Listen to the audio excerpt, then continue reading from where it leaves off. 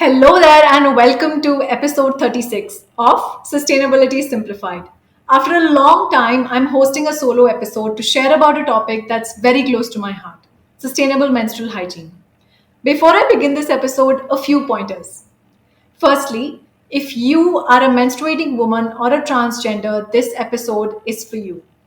Second, if you're not in the above two categories, don't worry, still stay tuned. Who knows, you might be able to help a menstruating individual around you. Third, sources for all statistics are put down with the relevant links in the caption below. So, what are we going to talk about today? We will talk about the points that you raised in my social media DMs when I asked you recently as to what would you like to understand more about in this space. So I have curated a two-part episode for you guys. In part 1 today we are going to find out four things. 1. What is sustainable menstrual hygiene? 2. How can you begin your journey? 3. The 101 of menstrual cups, and 4. A quick Q&A to cover up the questions that you had asked me which I couldn't address through the course of the episode. In part 2 we will talk about the 101 of cloth pads and how they can be a game changer basically in navigating your period journey. So let's begin. First up, what do I even mean when I say sustainable menstrual hygiene? Simply put, in one line, it means inculcating habits and using menstrual hygiene products that are kinder to planet Earth. And you might ask, but Zitin, what is the problem with using regular sanitary napkins? Every year, an average woman trashes about 150 kilograms of non biodegradable waste. In India alone, 12.3 billion pads are wasted annually, and 113,000 metric tons of such annual menstrual waste is generated. Now, aren't these some crazy, mind boggling numbers? So, what can you do about this massive waste problem when it comes to that time of the month? Simply being aware and preparing yourself to help the environment is a great first step. So, thank you for your time today to tune into this podcast. The next step, of course, is taking action. And trust me, it takes time. It took me 2 whole years to mentally prepare myself, despite the fact that I'm a sustainability professional since over a decade and have been engaging in a few sustainable living practices. This was probably one of the toughest. So we're in this together. Hopefully, the step by step process will help you. You must also know that it took me 4 whole menstrual cycles to just get comfortable with the thought that there is something stuck down there. I know it can be daunting, but just take a deep breath. You will be more confident just 10 minutes from now. I promise. So, what can you do to start your journey? You can switch to wearing cloth pads or menstrual cups, or like me, you can use a combination of both: cloth pads on lighter days, menstrual cups on heavier days. In this part, I will focus on the menstrual cup by demand. Just to simplify it, we will understand the process in 3 parts: what, why, and how.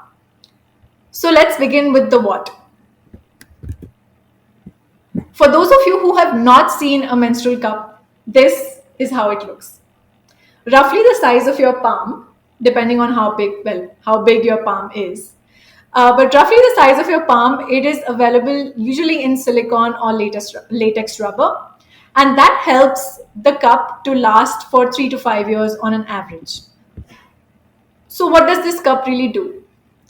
This cup essentially is fitted well into your vaginal canal. And what it simply does there is it collects the blood. Now, when I first saw the size of this, I was quite mind blown, thinking, how the heck is this going to go down there? But don't worry, I've got you covered. In the how section, we will talk about this in detail. Let's move to the why. Besides the obvious environmental benefit, there are 2 major other reasons why you should give this a try. 1. It is cheap. Like, really cheap. Let's do some math here. Please note I'm taking some average numbers. Please do the calculations at your own end for your number. But on an average, let's presume you're using 15 pads in 1 month. If we are to take a per pad price of INR 5, that's INR 75 every month, which is INR 900 every year. Again, this might differ from person to person, so do your calculations. Now let's look at the cup. The average price of a cup would be around INR 500. It tends to last for 3 to 5 years. So, roughly, let's take an average of 4 years. That means a price of INR 125 every year only, which is 87% lesser. Now, isn't that amazing? Let's move to the second reason. The cup is certainly clean and skin safe. It significantly reduces the chances of leakage, and that's obviously because it's catching the blood much closer to the source. That makes it much cleaner, and you also feel more free while doing your daily activities. I've also heard a few of my friends say that they no longer experience skin rashes in that area, especially during summer season, since the time they've shifted to a menstrual cup. You must also know that the conventional disposable sanitary napkins tend to be made of about 90% plastic. And if we consider additional materials along with packaging, plastic wings, absorbent gels, etc., each pad actually contains an equivalent of 4 plastic bags for one pad. Now that's some food for thought. Finally, let's go into the how. Before making the call to switch to the cup, here are 4 things that I wanted you to keep in mind. 1. Be open to experimenting with your body. What I mean is, wash your hands, locate your vaginal canal opening. You will be surprised to know how many of us sometimes mistake some of the other folds and openings in that area for the vaginal canal opening. It's very important to know where exactly the menstrual cup is supposed to go. Secondly, try different folds to insert the cup. I will show you a few, but I've also put in a link which will help you. 2. Be as relaxed as you can before inserting and while removing the cup, especially. This will allow your vaginal canal muscles to be more relaxed and ease out the process for you. 3. Be mindful about why you are doing this. That will keep you motivated even during days when you feel like, well, this cup thing is not working for me. And lastly, be open to learning. There are many online resources. I am here. You can always reach out to me. I will leave my contact details in the caption below, and you can also DM me on my socials. I'll leave the details towards the end of the episode, just so that you're more confident when you get to practice this. So once you have these 4 basic things in mind, let's go into deep dive into the steps. Step 1. Sterilize the cup. You need to take the cup and put it into a pot of water, boiling it for 5 to 10 minutes after the water starts to boil. So you need to keep it there and sterilize it for good 5 to 10 minutes once the boiling point is reached. Step 2. Next, once it has cooled down, what you need to do is wash your hands and take the cup. Basically, you need to shake it and ensure that it is completely dry. So you might also notice there are some air holes at the top. They allow you to put the cup properly and make sure that it doesn't shift too much when it's inside. Now, if these holes have any level of any small speck of water in them, that can actually make the process more painful and more difficult for you. So ensure that it's completely dry. Now, what you need to do is you need to learn how the folds are done. So there are some common folds. For example, the C fold, which is essentially you are making a C out of the cup, right? Now, this is for those vaginal canal openings which are bigger or larger, because this kind of is quite wide. The next common one that we see is the punch down fold, where you basically take it sideways, punch it through the middle, and then kind of insert it in, right? The one that personally works for me is the 7 fold, where you essentially are creating a 7 and then kind of inserting it in, right? There are lots of ways and lots of folds, and the link in the caption will also help you, but all you need to do is experiment. Step 3. Be prepared now to enter into a position in order to insert the folded cup.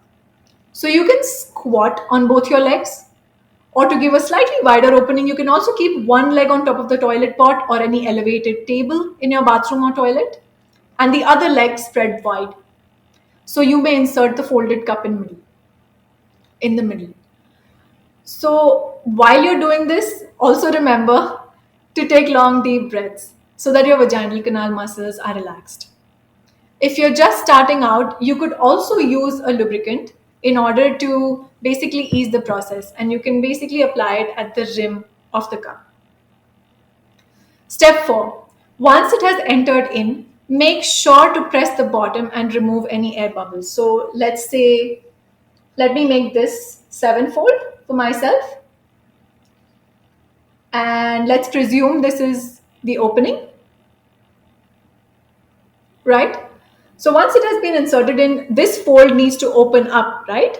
So what you need to do is at the bottom, you need to press this, push it up, you need to press it, you need to push it down again, press it, push it up, push it down, and then ensure that it is opened up and basically press it at the bottom and make sure that it's sitting right.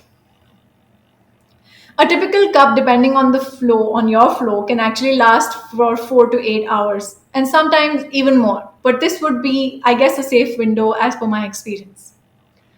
Once this time has passed and you are ready to remove it, ensure to wash your hands first and dry them completely. Squat again this time.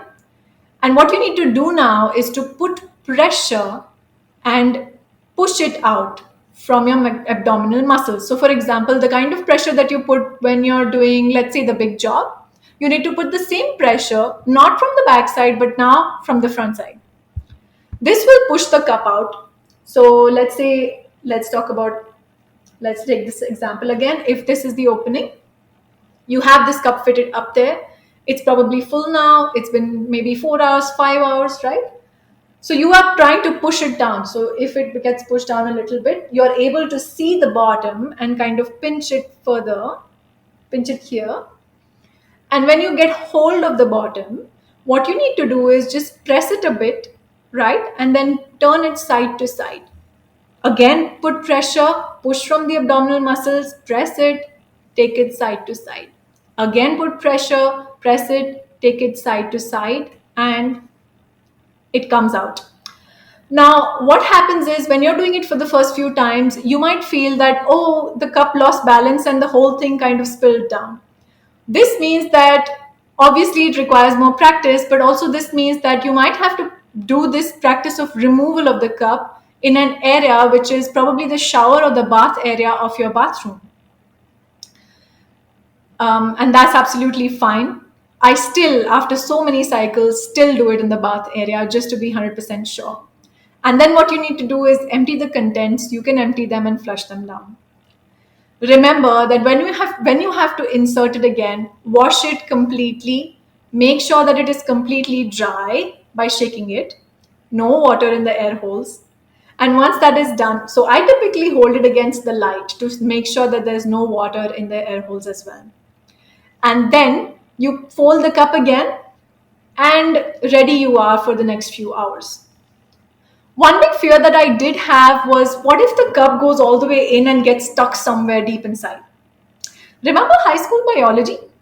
The vaginal canal muscles turn in at the cervix, and so the cup actually has nowhere to go. It biologically cannot enter your uterus or any other part of the body, so don't worry about that piece. And I know it is a lot of effort to kind of push it through the abdominal muscles, but that's the best way to kind of make sure that it comes out with greater ease. And I also know that a lot of you kindly DM'd me about your queries and questions. And so in the final section, I want to now address them. I have already answered a few queries, but here are a few more. So here goes. Can I wear a cup in the swimming pool? Yes, of course you can. You can even dive with the cup. Effectively, you can't see anything in that area once the cup is inserted in, and that might feel a little daunting at first. It did feel for me. But it is basically doing your job. It's collecting your blood while you sleep, eat, dance, do yoga, dive, swim, cook, do whatever else. Second, does the length of my fingernails matter for easy handling of the cup? I would say keep short nails during the cycle in order to ease the process and to avoid the risk of any kind of pain or injury. Three, does it get messy? And that's a very common question. Perhaps the first few times you might feel that the removal process is a little messy, as I mentioned about the balancing of the cup straight to remove it straight, but relax. It's only your own blood. Once you get the hang of it, you'll get used to it, and it once it is inside, of course, it's super clean. More clean than any other alternative currently present. The fourth question was any leakage issues? I wouldn't give an absolute no to that for the menstrual cup. It is possible for leakage to happen if A, you have not inserted the cup correctly and the fold really hasn't opened up. B, the cup is actually full. It's time for you to kind of remove it and insert it again. C, it could simply be that there are some specks of water, which means that the cup didn't sit right. The water in the air holes is what I mean. And so the cup didn't sit right. And D, and this has happened to me once, the body decides to release blood clots and large blood clots. So again, that makes it too full too soon, thereby causing some leakage. Sometimes there could just be some leakage, in which case I, particularly on my heavy days, do keep a small sized cloth pad like this one, just to be sure. And that's what I do. 5. How painful or how comfortable is it? This would be a function of time and your mindset. I remember crying the first time that I could successfully insert the cup and then being so scared that the cup is going to go somewhere in my body. Remember high school biology? Well, when you're nervous, high school biology kind of goes to the bin. I immediately forced it out. You may also mentally feel like, oh, there is something, etc. But, well, that's going to last for only a few cycles. After that, I'm pretty sure you'll probably even end up forgetting that you have the cup in. It's so invisible and so comfortable.